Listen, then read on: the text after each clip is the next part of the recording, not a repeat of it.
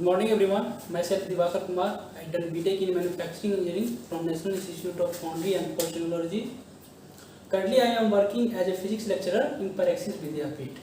हम लोगों ने पिछले लेक्चर में वेक्टर के बारे में देख रहे थे। तो वेक्टर में हम लोग बेसिक देखे थे कि वेक्टर बेसिक और स्केलर का बेसिक देखे थे। अभी हम वेक्टर को ही कंटिन्यू कर रहे हैं। तो आज हम वेक्टर में स्टार्ट कर रहे हैं रिप्रेजेंटेशन ऑफ वेक्टर। क्या स्टार्ट कर रहे हैं? Representation of vector quantity. मतलब कि रिप्रेजेंटेशन ऑफ वेक्टर क्वांटिटी का मतलब ये हुआ कि वेक्टर को रिप्रेजेंट कैसे करते हैं, यानी कि कहीं पे वेक्टर को कैसे लिखा जाता है। रिप्रेजेंटेशन ऑफ वेक्टर इसको दो तरीके से रिप्रेजेंट किया जाता है। इसको दो तरीके से रिप्रेजेंट किया जाता है। दो मेथड है। पहला है अलजेब्रिक मेथड और दूसरा है आपका ग्राफिकल मेथड। पहला है अलजेब्रिक मेथड और दूसरा है आपका ग्राफिकल मेथड। पहला आपका हो गया अलजेब्रिक मेथड, ओके। दूसरा आपका हो गया ग्राफिकल मेथड। अलजेब्रिक मेथड में देखते हैं। अलजेब्रिक मेथड में हम देखते हैं कि सिंपली क्या करते हैं कि अगर कोई बोल रहा है कि ए वेक्टर तो हम सिंपली ए देते हैं और उसके ऊपर में एरो दे देते हैं। कोई बोल रहा है बी वेक्टर तो हम सिंपली बी लिखते हैं और उसके ऊपर में एरो दे देते हैं। कोई बोलता है सी वेक्टर तो सिंपली सी लिखेंगे और उसके ऊपर में एरो दे देंगे। अलजेब्रिक मेथड में बेसिकली यही करते हैं कि अलजेब्रा के टर्मिनेशन में होता है कि ए से हो गया जेड तक हो गया, अल्फा बीटा गामा, कोई भी एक लेटर ले लीजिए और उस पर एरो दे दीजिए तो वो वेक्टर बन जाती है। सिंपल है, इसमें कोई ज्यादा हाई चीज नहीं है। अगर कोई बोलता है ए वेक्टर तो हम क्या लिखे, ए दिए उसके ऊपर में एरो दे दिए। सिंपली कोई बोलता है बी वेक्टर तो बी लिखे और उसके ऊपर में एरो दे दिए। सी डी, इस तरह से जितना भी अलजेब्रिक मेथड में होगा तो कोई भी अलजेब्रा का लेटर लीजिए उसके ऊपर में एरो दे दीजिए तो वो वेक्टर बन जाएगी। सिंपल है, इसमें कुछ ऐसा नहीं है। अब क्या है दूसरा मेथड आपका ग्राफिकल मेथड। तो ग्राफिकल मेथड में हम क्या देखते हैं कि वेक्टर को हम एक एरो से रिप्रेजेंट करते हैं। तो an arrow is the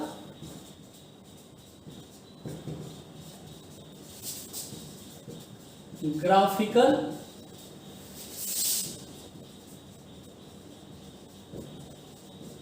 representation of vector quantity. आप लोगों को तो पता ही होगा कि वेक्टर है तो वेक्टर के पास क्या होता है, दो चीज होती है, एक डायरेक्शन होती है और एक मैग्नीट्यूड होती है। तो हम एरो से इसको डिनोट करते हैं तो एरो में भी दो चीज होता है, एक डायरेक्शन होता है और दूसरा मैग्नीट्यूड होता है। कैसे? ऐसे अब कोई बोल रहा है ए वेक्टर तो एक एरो बना दिए। तो एरो में क्या है, दो चीज है। ध्यान से देखिए तो एरो में दो चीज है, एक एरो का लेंथ है और एक एरो की जो डायरेक्शन है, एक एरो की डायरेक्शन है जो कि एरो दिया हुआ इस ये डायरेक्शन की बात हो रही है। तो दो चीज है, एरो का एक लेंथ हो गया, दूसरा हो गया एरो की डायरेक्शन। तो एरो की जो डायरेक्शन है वो वेक्टर की डायरेक्शन बताएगी। मान लेते हैं इस ये वेक्टर मेरा ए वेक्टर है, मान लेते हैं ये मेरा ए वेक्टर है। तो ए वेक्टर की डायरेक्शन जो है ये एरो की डायरेक्शन दिखाएगी, ठीक है। और लेंथ जो है ए वेक्टर की मैग्नीट्यूड बताएगी। लेंथ क्या बताएगी? ए वेक्टर की मैग्नीट्यूड। और एरो की डायरेक्शन क्या बताएगी? वेक्टर की डायरेक्शन। तो लेंथ आपको रिप्रेजेंट किया मैग्नीट्यूड को और डायरेक्शन आपको, डायरेक्शन ऑफ एरो क्या हो गया आपका, direction of vector. Direction of arrow क्या हो गया, ये डायरेक्शन ऑफ एरो क्या हो गया, डायरेक्शन ऑफ वेक्टर ए। इसका मतलब वेक्टर ए इस डायरेक्शन में है और ये जितनी लेंथ ज्यादा होगी उतना मैग्नीट्यूड ज्यादा होगा, जितनी लेंथ कम होगी उतना मैग्नीट्यूड कम होगा, ठीक है। एक दूसरा एग्जांपल देख लेते हैं, यहीं से ले लेते हैं। ये अगर मेरा बी वेक्टर है तो यहां से यहां तक की लेंथ क्या रिप्रेजेंट करेगी, बी वेक्टर की मैग्नीट्यूड। ये लेंथ जो हो गया ये रिप्रेजेंट करेगी मैग्नीट्यूड, किसका मैग्नीट्यूड, बी वेक्टर का मैग्नीट्यूड ऑफ बी वेक्टर। और ये डायरेक्शन ऑफ एरो क्या रिप्रेजेंट करेगा, direction of arrow gives direction of vector B, ठीक है। तो ये दो तरीका हो गया, अलजेब्रिक मेथड, एक ग्राफिकल मेथड। तो हम ग्राफिकल रिप्रेजेंटेशन में क्या देखें, ग्राफिकल रिप्रेजेंटेशन में देखें एक्चुअली कि लेंथ ऑफ एरो जो था, length of arrow represent magnitude of vector, magnitude of vector and direction of arrow क्या रिप्रेजेंट कर रहा था, direction of arrow represent direction of vector. ठीक है, लेंथ ऑफ एरो रिप्रेजेंट कर रहा था मैग्नीट्यूड वेक्टर की, और डायरेक्शन ऑफ एरो क्या रिप्रेजेंट कर रहा था, वेक्टर की डायरेक्शन के बारे में। अब देखते हैं, मान लीजिए कि एक वेक्टर है, एफ वेक्टर, जैसे ये ब्लॉक हो गया, मान लेते हैं एक ब्लॉक हो गया, ये अर्थ पे रखी हुई है, इस पे मान लीजिए 30 न्यूटन की फोर्स लग रही है। कितनी फोर्स लग रही है? 30 न्यूटन की फोर्स लग रही है। तो इस वेक्टर को हमको ग्राफिकली रिप्रेजेंट करना है। सिंपली क्या करते हैं, एरो दे देंगे, डायरेक्शन ये इस डायरेक्शन में लग रही है, तो एरो किधर देंगे, इस डायरेक्शन में एरो बना दिए। इसकी लेंथ लेना है, तो यहाँ पे 30 न्यूटन है, तो यहाँ पे हमें एक स्केल लेना होता है, एक स्केल लेना होता है। हम यहाँ पे बोल दिए कि 1 सेंटीमीटर इक्विवेलेंट है 5 न्यूटन के, मतलब क्या, अगर 1 सेंटीमीटर लेंथ का एरो लेंगे तो वो 5 न्यूटन को रिप्रेजेंट करेगा। तो यहाँ पे लेकिन हमारा 30 न्यूटन है, यहाँ पे मेरा 30 न्यूटन है, तो वो कितना सेंटीमीटर का लेंथ लेना पड़ेगा बताइए जरा, 6 सेंटीमीटर का लेना पड़ेगा। अगर 6 सेंटीमीटर का ले लेंगे तो 30 न्यूटन रिप्रेजेंट कर देगा। क्यों? क्योंकि 1 सेंटीमीटर 5 न्यूटन रिप्रेजेंट कर रहा है। तो यहाँ पे हम 6 सेंटीमीटर लेंथ का एक, ये जो लेंथ हो गया ये 6 सेंटीमीटर का, डायरेक्शन किसे दिखा देंगे, इस एरो से दिखा देंगे। तो ये हो गया वेक्टर का ग्राफिकल रिप्रेजेंटेशन। ठीक है, अब वेक्टर की मैग्नीट्यूड को,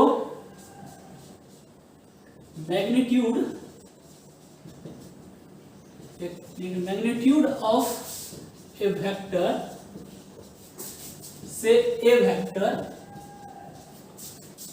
इज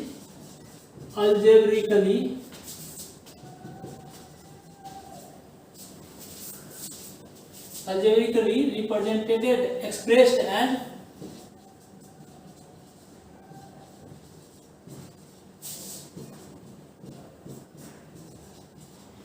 यानी कोई वेक्टर ए वेक्टर है, उसके तो मैग्नीट्यूड को बताना होगा। तो हम ऐसे तो नहीं लिखेंगे कि बहुत टाइम लग जाएगा ना, ऐसा लिखने में मैग्नीट्यूड ऑफ वेक्टर ए, ये बहुत टाइम लगेगा इस चीज यानी कितना लिखने में। तो इसको सिंपली हम वेक्टर ए पे मोड दे देंगे, तो इसका भी मतलब यही हुआ कि मैग्नीट्यूड ऑफ वेक्टर ए की बात कर रहा है। या क्या करते, दूसरा तरीका, वेक्टर ए वेक्टर है ना, यानी कि ए के ऊपर में एरो है, तो सिंपली एरो को हटा दीजिए। तो सिंपली अगर ए लिख देंगे तब भी हमको वो, तभी वो मेरा वेक्टर ए की मैग्नीट्यूड की ही बात करेगा। ठीक है, तो इसमें कोई बड़ी चीज नहीं है। अब आगे देखते हैं,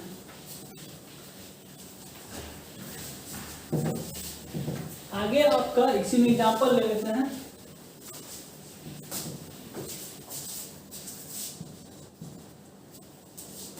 एग्जांपल आपका हो गया, suppose that magnitude of vector B. Magnitude of vector B को हम कैसे रिप्रेजेंट करेंगे? मैग्नीट्यूड ऑफ वेक्टर बी को हम ऐसे लिख सकते हैं, एक बी वेक्टर लिख दिए, उस पर मोड दे दिए। इसका ही मतलब हो गया मैग्नीट्यूड ऑफ वेक्टर बी की बात कर रहे हैं, और सिंपली क्या किए, और सिंपली बी लिख दिए। मतलब बी वेक्टर था ना, तो बी लिखे, ऊपर में एरो हटा दिए। ये भी, ये दोनों का मतलब एक ही हुआ कि मैग्नीट्यूड ऑफ वेक्टर बी की बात कर रहा है। ठीक है, ये रिप्रेजेंट करने का तरीका हो गया। अब हम कुछ टर्मिनोलॉजी देखते हैं। वेक्टर में कुछ टर्मिनोलॉजी होती है, जैसे कि कोई पहला देखते हैं,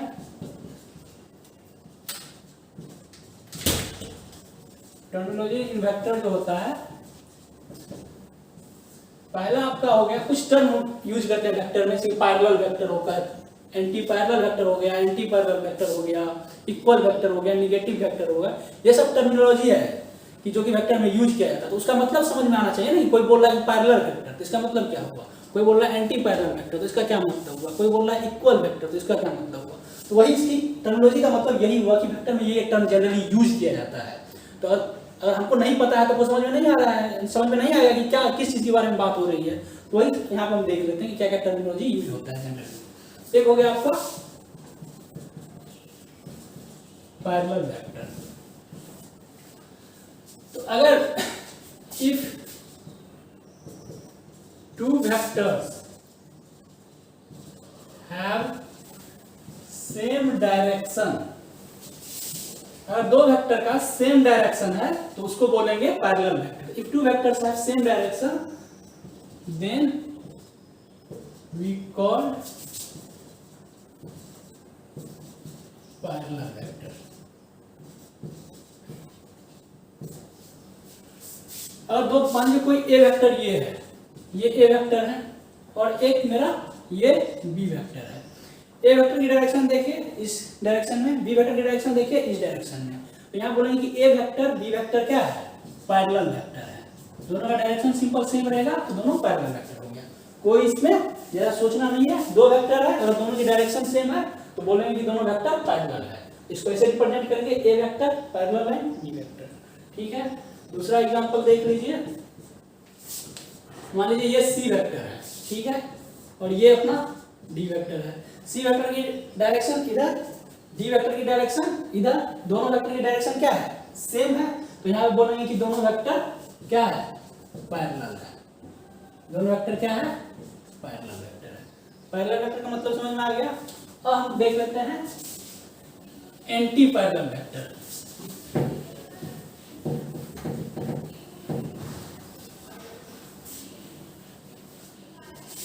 दूसरा हो गया आपका anti parallel vector. Anti parallel vector में, उसमें पैरेलल में क्या होता था, दोनों वेक्टर की डायरेक्शन सेम होती थी। एंटी पैरेलल वेक्टर्स में क्या होता है कि एक वेक्टर अगर इस डायरेक्शन में है तो दूसरा उसके जस्ट अपोजिट में होगा।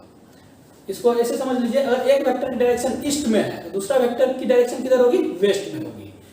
समझ गए, आ गया कि अगर एक वेक्टर नॉर्थ में है तो दूसरी वेक्टर किधर होगी, साउथ में होगा। यानी कि एक वेक्टर की डायरेक्शन दूसरे वेक्टर की डायरेक्शन से जस्ट अपोजिट होगा। ठीक है, तो इसमें क्या होता है कि hair to vectors have opposite direction with respect to each other। मतलब क्या कि अगर मान लीजिए एक ए वेक्टर है तो ए वेक्टर इस डायरेक्शन में है और बी वेक्टर की डायरेक्शन क्या है, जस्ट इसके अपोजिट। अगर ये इस डायरेक्शन में है तो बी वेक्टर अगर मेरा इस डायरेक्शन में है, ए वेक्टर की डायरेक्शन के जस्ट उल्टा, तो हम बोलेंगे कि यहाँ पे ए वेक्टर बी वेक्टर क्या है, एंटी पैरेलल वेक्टर है। उसी तरह से ये एक एग्जांपल 1 हो गया। यहाँ पे एग्जांपल 2 में देख लीजिए, यहाँ पे सी वेक्टर अगर मान लीजिए ये है तो सी वेक्टर की डायरेक्शन किधर है, यहाँ पे इस डायरेक्शन में।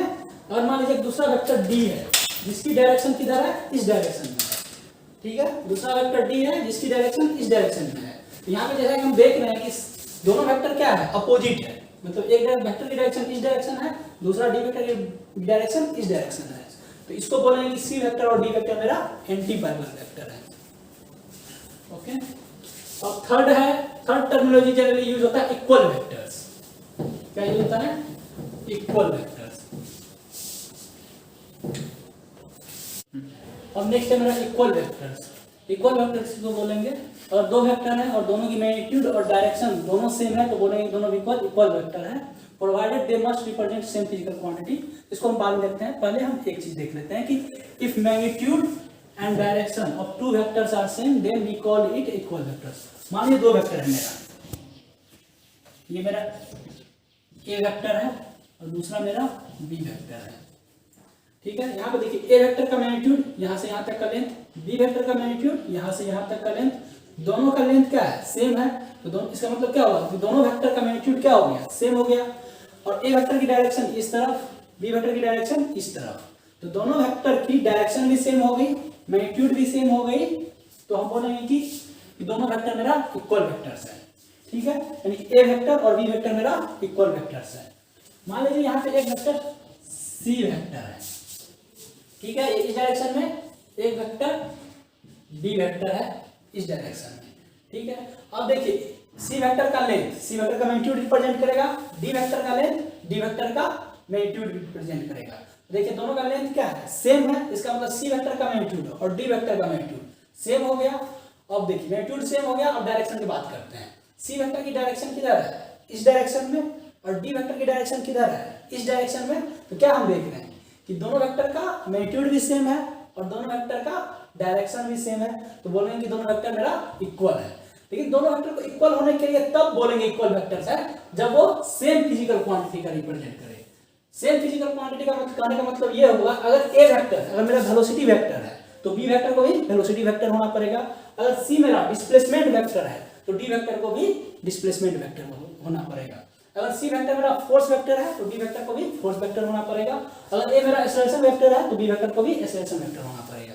ठीक है, तो अभी हम बोलेंगे कि A vector equal to B vector कब बोलेंगे, जब दोनों का मैग्नीट्यूड भी सेम हो, दोनों का मैग्नीट्यूड सेम हो और ए वेक्टर का डायरेक्शन और बी वेक्टर का डायरेक्शन भी क्या हो, सेम हो और दोनों सेम फिजिकल क्वांटिटी को रिप्रेजेंट करें। मतलब कि अगर ये डिस्प्लेसमेंट है तो बी वेक्टर भी डिस्प्लेसमेंट हो, अगर ए वेलोसिटी है तो बी वेक्टर भी वेलोसिटी हो।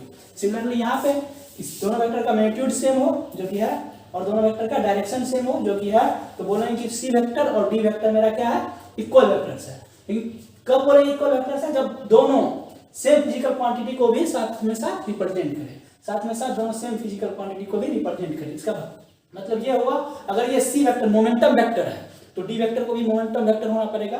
अगर सी वेक्टर मेरा टॉर्क वेक्टर है तो डी वेक्टर को भी मेरा टॉर्क वेक्टर होना पड़ेगा, तभी बोल सकेंगे कि C vector equal to D vector. ठीक है, कोई दिक्कत नहीं होना चाहिए। चलिए हम आगे देखते हैं। And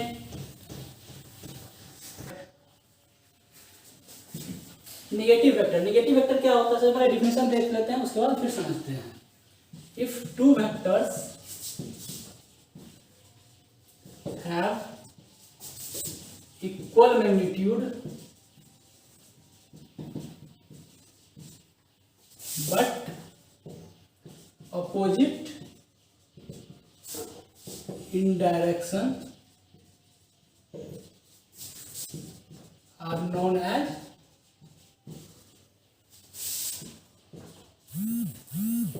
negative vector.